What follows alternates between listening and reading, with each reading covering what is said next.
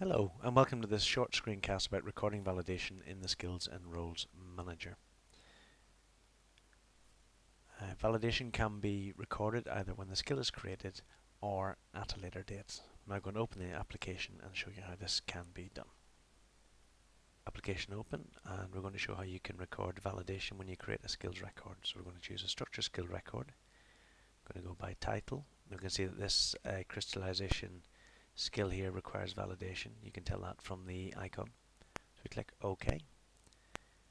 We choose some people to give that record to. We say it's complete, and because it requires validation, we can choose whether we validate it now or validate it later on. So we're going to say that people did the course yesterday and that they were validated at that time. So if you now click on Generate Records,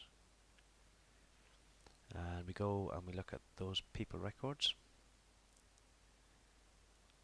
we'll see that the validation has been recorded on the record. So now we're going to look at a situation where validation is going to be recorded sometime after the skill is recorded. So we go into the same place and we're going to record this zeolite drying skill. We're going to say it's complete. We're going to say again we did that yesterday. We're going to record the validation later, and we have to say who is going to validate the record later on. So in this case it's my name. We can change that by clicking there, and it will bring up a list of the people that are able to validate. So in this case let's choose David Ennis. Again, let's pull in a couple of people. We're going to create the skill records, and if you now go and look at those people,